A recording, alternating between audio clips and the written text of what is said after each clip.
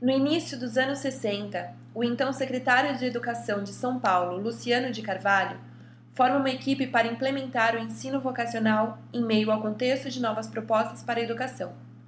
Convida Maria Nilde Macellani, na época educadora na cidade de Socorro, e assim tem início um importante capítulo da educação brasileira, infelizmente pouco conhecido.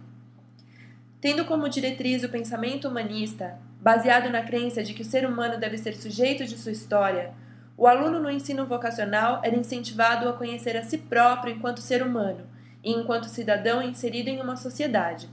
O foco era ensinar o aluno a pensar, e não só isso, a proposta procurava trazer a realidade social para a sala de aula.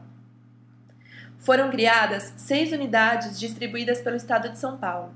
Cada cidade que iria receber a escola era estudada econômica e socialmente, com o intuito de se conhecer suas necessidades de desenvolvimento. Por exemplo, na cidade de Batatais, onde se praticava agricultura, os alunos tinham aulas de práticas agrícolas. Além disso, a cidade era mapeada quanto à sua formação social. Se uma cidade, por exemplo, tivesse 10% de classe A, 30% de B, 50% de classe C e 10% de D, essa exata porcentagem era transferida para a escola, criando assim oportunidades de socialização, democratização e respeito. A admissão de cada aluno era feita através de uma avaliação e entrevista.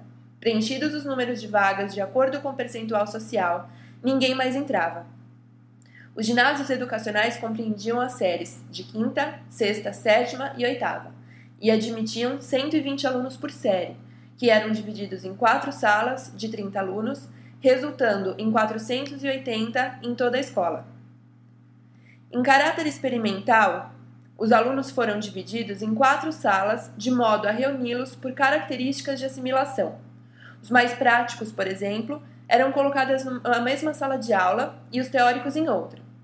Apesar de o conteúdo ser o mesmo, a forma de abordagem dada pelo professor era diferente, para que o aproveitamento fosse o mais rentável possível.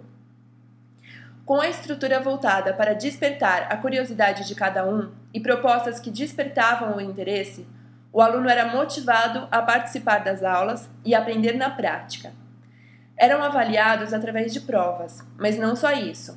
A avaliação era constante e diária, e os pontos de interesse eram relatados na FOA, Ficha de Observação do Aluno, em que se observava não só o ponto de vista intelectual, mas também o emocional, físico e social. É importante ressaltar que, com o apoio do governo, o salário dos professores contratados e escolhidos a dedo eram altos. Era exigida uma dedicação integral à escola, 8 horas diárias, sendo que se estruturavam entre aulas e janelas para que o professor fizesse o devido acompanhamento de seus alunos. Aconteciam também reuniões semanais de no mínimo 2 horas, em que era trabalhado com cuidado o desenvolvimento dos alunos da escola. Outro aspecto interessante era a autoavaliação. Era pedido ao aluno um trabalho de autocrítica, que rendia uma consciência poderosa do seu desenvolvimento. As avaliações, a pessoal e a do professor, eram expostas juntas, em forma de gráfico comparativo, e demonstrava ao aluno o quão sua autoimagem condizia com a opinião do professor.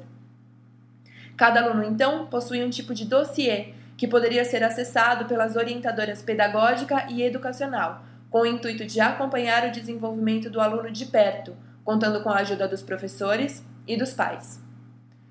Aliás, os pais tinham um papel fundamental na escola, o órgão APM, Associação de Pais e Mestres.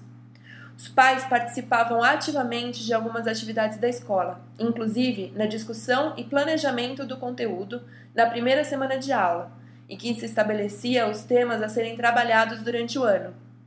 Como a escola tinha preocupação com a distribuição de tipos de classes sociais, os pais que tinham mais condições ajudavam financeiramente o fundo econômico da escola, para que todos os alunos tivessem condições de participar das atividades extra-sala de aula, como viagens para fora da cidade ou até do estado. Os alunos não ficavam sabendo disso. Sobre a organização curricular, eram previstas áreas centralizadas e integradas. As aulas de estudos sociais eram o centro da construção pedagógica para as outras matérias. Um tema era escolhido e trabalhado como um todo. Por exemplo, se o tema fosse Minas Gerais, era realizado o estudo do meio. Se organizava uma viagem até o estado, com planejamento prévio dos assuntos a serem estudados, relatórios e sínteses sobre os temas.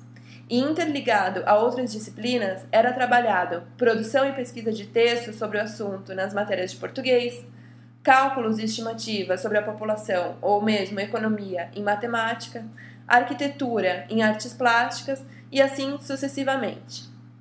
Ainda baseado nos estudos sociais, o planejamento dividiu o estudo da sociedade da seguinte forma: no primeiro ano, os alunos começavam a entender a estrutura social pela própria escola, conheciam seus espaços, seus funcionários e suas funções dentro da organização. Passavam então a estudar o bairro, depois a cidade. No segundo ano, o estado, no terceiro, o país e no quarto, o cenário internacional. Outra disciplina que merece destaque era a educação doméstica.